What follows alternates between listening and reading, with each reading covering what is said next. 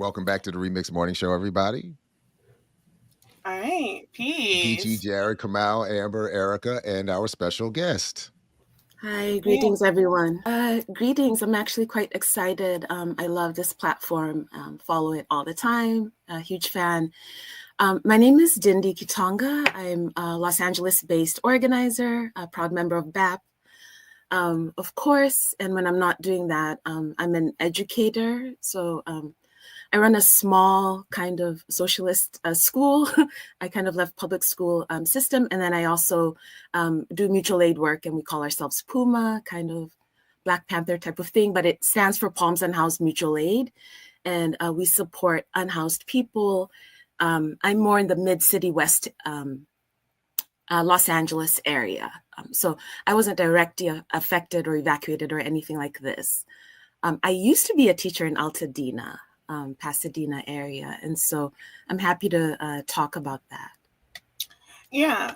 So just for those who may not have been keeping up with the last week or so of news, the Eaton fire in Los Angeles County has devastated, I believe, over 14,000 acres. And more specifically, it has threatened the rich cultural history of Altadena and Pasadena, particularly those Black communities there. So the fire's destruction extends beyond property loss.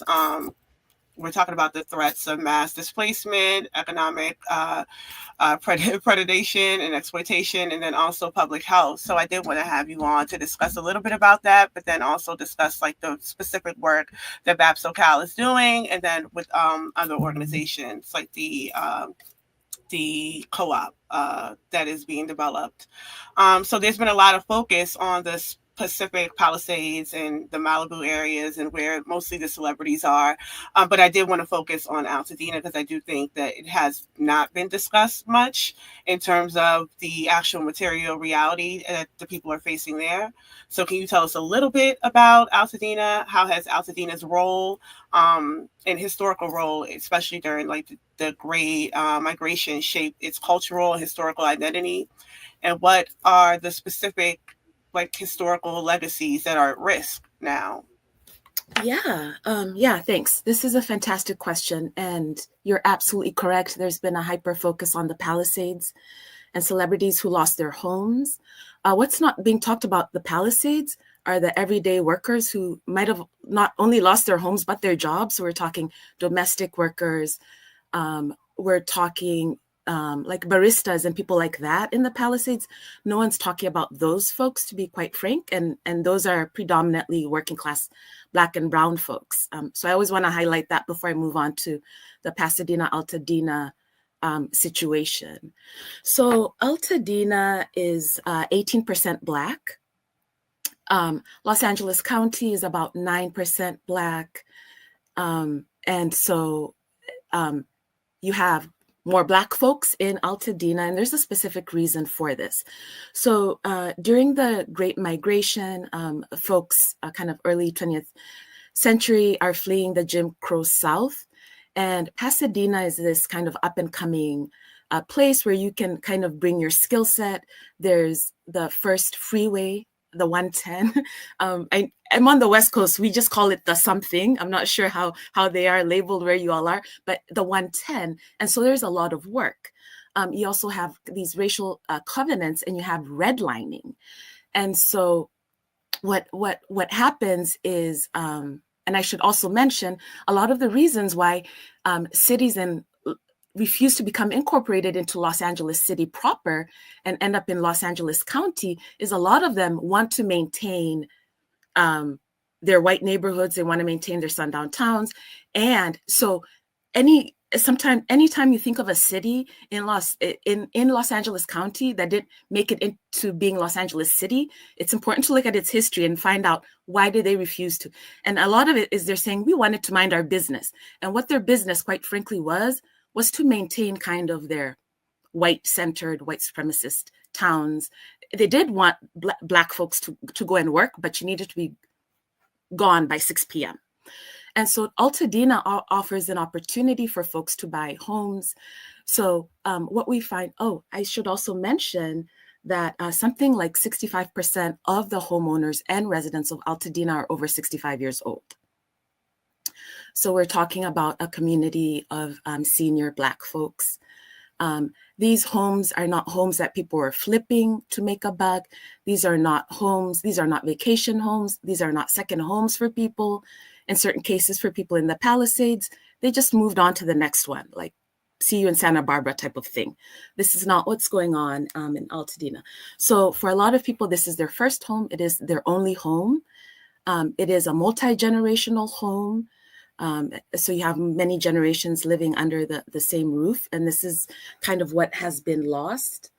I did want to also mention that post 1968 with the fair housing laws, what Altadena has also been dealing with, quite frankly, is with gentrification. So that has also been one of their struggles. And so now with these historic fires, it's not just the loss and destruction of home, it's all of the types of things that we see everywhere. It's surveillance, it's the National Guard just standing. And I like to use the language of like you're being occupied, quite frankly, right? Like the National Guard, strangers came to stand in front of where your house is and you can no longer access it or whatever. There's curfew laws, and they're catching people who are just minding their business, and they are arresting folks, and they're pretty serious about it. Most of the conversations going on are about looting and crime and what have you, have nothing to do with supporting people, caring for people, or whatever it is that they need. And now speculators are coming around. All sorts of vultures and hawks are coming around, trying to capitalize on people's desperation. I see you've lost everything. Here's a quick check, I'll make this go away type of a thing. So those are some of the issues going on here.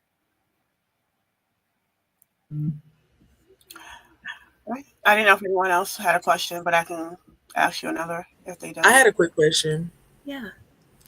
I was reading like reports about how a lot of people's home insurance plans were canceled, especially in the Altadena area right before this. So I got a lot of folks that y'all are working with where their plans canceled too. And if not, like, is that where they're getting the quick checks from their actual like home insurance companies? Yes. So you're absolutely correct. Home insurance is kind of like any other kind of insurance that we have in this nation. Likely has very little to do with protecting you or anyone else. And so we are getting reports and a lot of calls of people who lost their insurance, like at the end, because we're at the beginning of the year. So a lot of people, you're in a new policy and this terrible thing happens in the beginning of January. And then you have people's rates just going up arbitrarily. The next step for a lot of us is to support people with paperwork, because I think that's another tool too, is just to bury people with bureaucracy and paperwork and just you do whatever you can do to make it go away. But yes, you're absolutely correct.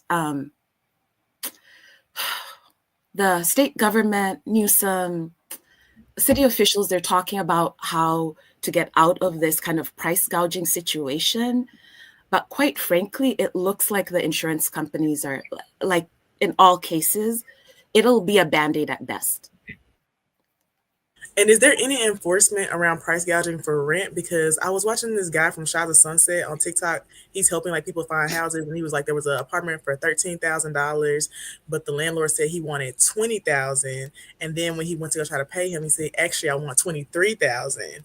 And so then the guy from Shot of Sunset had to go back and be like, hey, this is illegal. But like, what do they do other than telling it's illegal? Like, there's no like punishment or follow up or anything. They truly have more smoke for people who are doing so-called looting than this particular action. So I don't know if anyone has been paying attention, but every morning they have a presser and they talk about crime, crime, crime. And it's a slap on the wrist for price gouging. And you have to catch the people doing it, meaning you report them. The state and the cities are not actively going after anybody. There's also contingent of people we should mention, like Yimbys in particular. They actually do believe in market forces, and they think that price gouging is appropriate and an opportunity for us to get more housing. It's a very interesting logic. There are also people who can afford to pay these prices, right? Like the people who are displaced from the Palisades, 23K is nothing in rent for them. And in fact, they're like, why couldn't I offer? If I can afford it, why couldn't I offer what I can? You know, why am I being, why can't I access the housing market if I can pay what I can afford? So it's a very interesting kind of landscape. And yes, you're absolutely right. State actors are doing the bare minimum around that. I do think there's this assumption that the people in the Palisades who are like rich do have like all this money though, and they're like, actually, we don't have that much money. Like Janae Aiko and then we're like, actually, we're not as rich as you think we are. And I think there also should be some conversation about that too, because folks are just assuming that all these celebrities, they can pay these high rents, but a lot of them are renting for a reason. Like they could not afford to buy a house. Yeah, I think we spoke about that on Wednesday in terms of like the writer's strike in Hollywood kind of opened the door to that people were living paycheck to paycheck. And for some, this was like their entire life savings that led them there to even be able to own something. But for the most part, many of them are renting. So, you know, they're in a precarious situation. But I did, to the point that Amber was speaking to earlier about some of this, you know, monetary relief and what's happening with the price gouging and everything. You know, Joe Biden announced a whopping $770 in FEMA assistance. And so I did want to hear from you specifically about the state and federal response to the Eaton fires and how this may reflect patterns of systemic neglect and exploitation. I think you talked about that a bit in terms of Newsom's response and the state's response, but wondering if you can speak a little more in detail about what is actually occurring. Yeah, this $770 is quite frankly kind of like the paper towels Trump threw at people at one time. It's deeply offensive. It's I don't even know politically what Biden's administration gets out of something like that. It's such a strange stunt. What I should say is the first couple of days, FEMA was kind of nowhere to be seen. And I can say that because a lot of us in mutual aid work all had to just kind of get up and start showing up and figuring out what needs to happen next.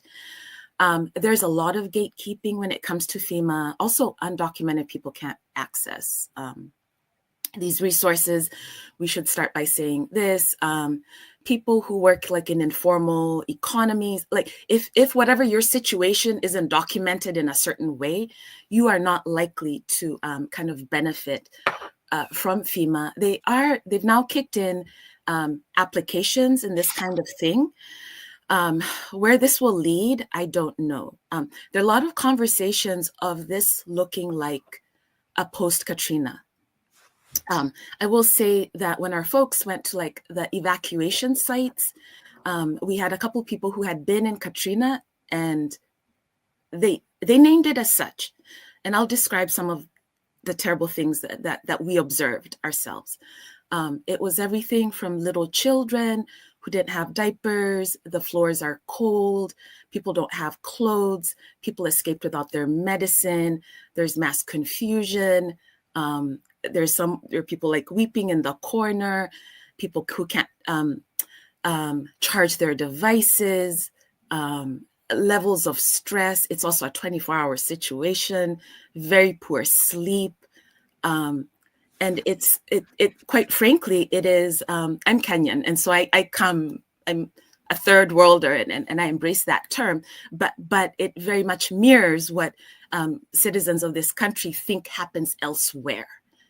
And so, you know, the FEMA response has been as such. There's also gatekeeping of the giant nonprofits.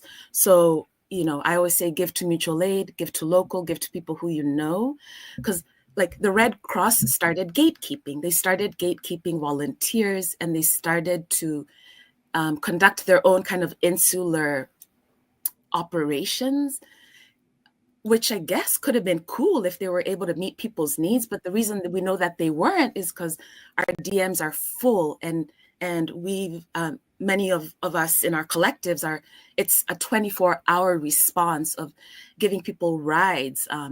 I spent all of, I think Tuesday last week sourcing insulin, you know, like just absurd things kind of going on here. So I would say, yes, that is the city response, that is the state response, that is FEMA response, and I quite expect it to get worse once the cameras move away. I think it'll also be a mass displacement event of Black folks, in the same way Katrina had that element of you will be able to return, and people did in fact return, but a lot of people lost their homes, and are kind of permanently displaced within these so-called United States. And so part of what our next kind of phase of mutual aid organizing is to try and figure out how people can hold on to where they live and not be displaced by a FEMA or a body of you will be able to come back, actual real demands around this. And a lot of the demands around this are going to have to be rent control on a very serious level, eviction moratorium. The idea that you can be evicted from a house that's no longer standing is absurd. We didn't talk about Hollywood, and I'm glad Amber kind of brought it up, because you're right, absolutely. Very few people are wealthy where we live. Like this is a working city.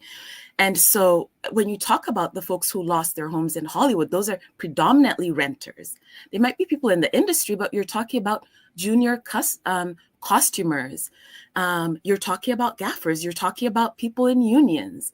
You are talking about everyday folks who are working, trying to get into these industries, moonlighting as a barista by day, writing a script by night, showing up on a set. Like this is who lost their homes as well. And so rent protections are going to be huge.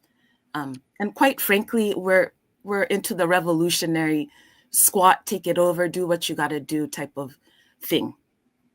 So I feel like you're starting to hit on this during this time period. Like obviously, it's extremely chaotic. People are trying to find housing, trying to salvage what they can. But in the middle of it, it sounds like you guys are beginning to organize. So what are the conditions for organizing? How are people responding? And maybe talk just a little bit more about some of the near future plans or ongoing plans to try to rally people to, again, during this time period of hardship, do what they can to stay put and to reclaim, as opposed to be dispersed, right? And sometimes it's out of folks' hands and they have to do what they have to do in the short term. But how are you guys dealing with that in the middle of the what's happening? Yes, this is a fantastic question. One great thing I will say is a lot of infrastructure has been built out of the multiple iterations of movements we've had. I've certainly been around since the early 2000s, and we have all sorts of newcomers. And so we have kind of independent tenants unions, and those push really hard. I work with the unhoused folks, and our understanding is a tenant is any single person who cannot control their housing and has no control of their housing. So this includes unhoused people. This includes people who are incarcerated and in prisons. These include traditional renters such as myself. And it's moving slowly, but this has been a really politicizing and radicalizing event for a lot of folks. Our little hub has grown by a couple hundred people who are just in a burn it down mode, but let's see what we can build mode as well. So that part of it is exciting. So how we harness the energy. Also, Los Angeles is huge and it's widespread.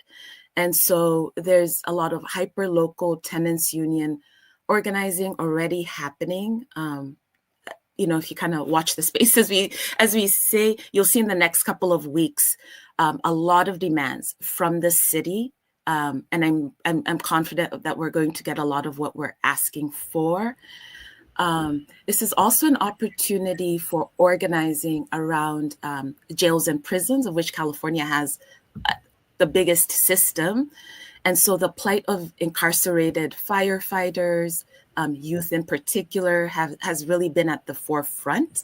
And so California did vote in this kind of last election, as you all know, for some regressive things, including upholding involuntary, what do you call it?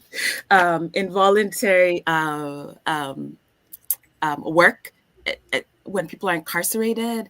And we also have a new DA, and there's new criminalization around like quality of life things, right? So like the penalties for, you know, minor crimes, drug possession type of things, and like shoplifting is, you know, there's a hyper focus on these type of things. And so the push for the housing justice also has to be in conjunction for push against carcerality and criminalization of folks. And we're already seeing this in Altadena from this Eaton fire, where people go and try and visit people and get caught up by National Guard, get arrested for trying to mind their business and not, you know, being where you're supposed to be during curfew. So it's going to have to be a lot of that as well. I'm trying to think of what other mobilization. But I'm sorry to jump in, but isn't that part of the beautiful contradiction of all this incarceration? Because we keep seeing stories also about how they just release some of these prisoners to fight the fires. So it seems like it works. We'll just arrest more people as a result of the fires, and then we'll have them go back out and fight the fires that they were then arrested for taking advantage. So it just seems like a perfect little system that California is demonstrating for the rest of us here. Yeah. Yeah, it's absolutely grind you down under capitalism and come on and work for free for something like $24 a day with very little sleep. I should mention, actually, we have received some requests for folks who are fighting these fires in need of PPE, which was truly shameful and weird to me to have people who are supposed to be working for the state in need of PPE. And the incarcerated folks, a lot of great articles have come out around this. It's extremely dangerous work. They describe it as like working in a furnace.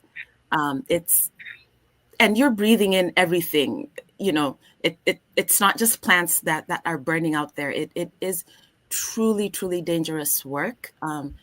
So part of our kind of housing organizing is make sure like no one is left behind. There's also this idea that there's now the deserving unhoused and the deserving poor versus the undeserving unhoused and the undeserving poor.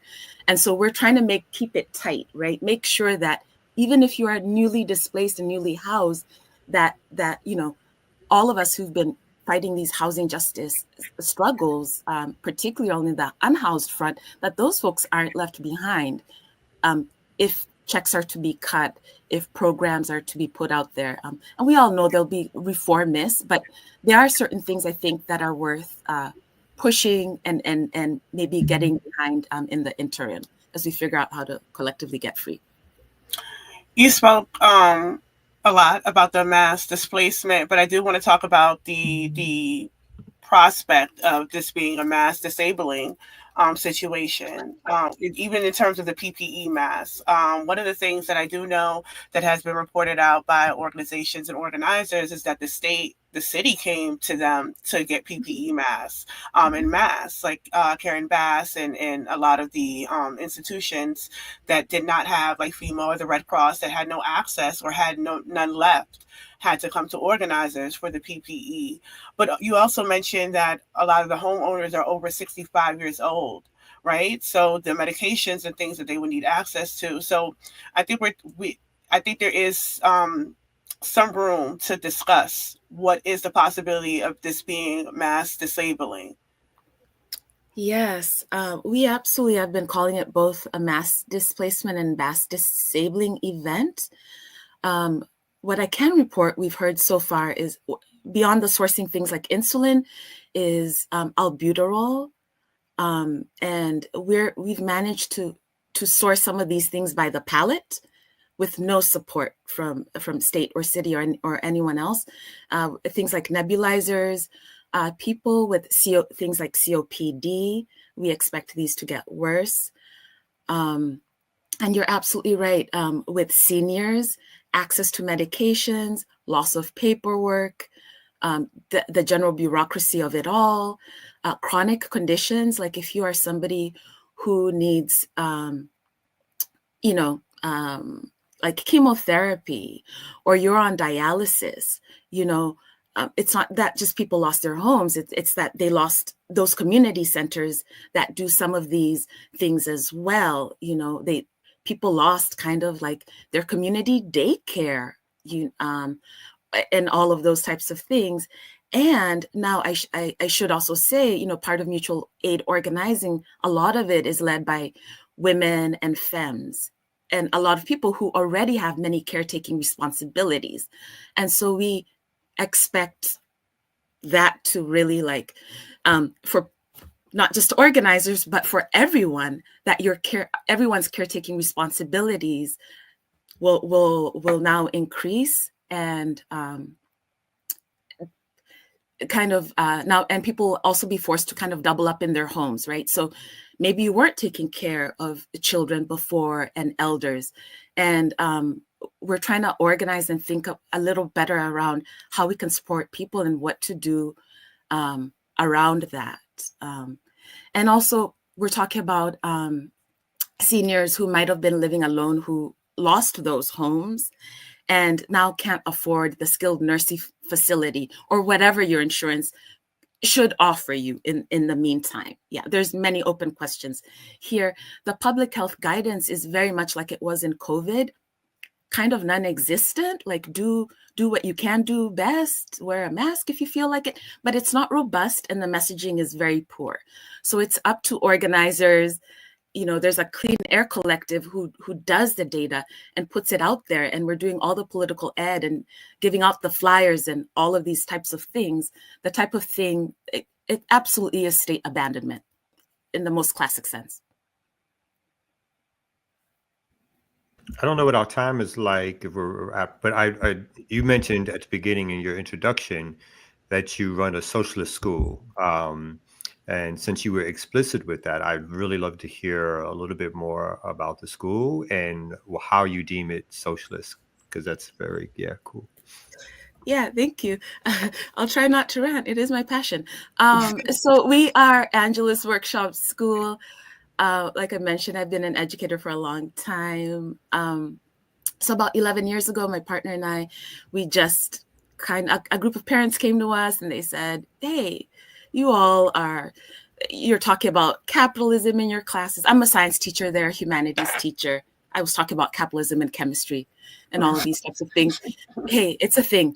And, a group of parents came to us and they said, hey, have you all considered doing a micro school? Because we want to spend more time engaging with these topics. And that's kind of what we did. We're a community school the model is always like 50 or less. And we're grade 6 through 12. And it's for kind of community-minded folks who are really, really interested in anti-capitalist education for themselves, for the communities.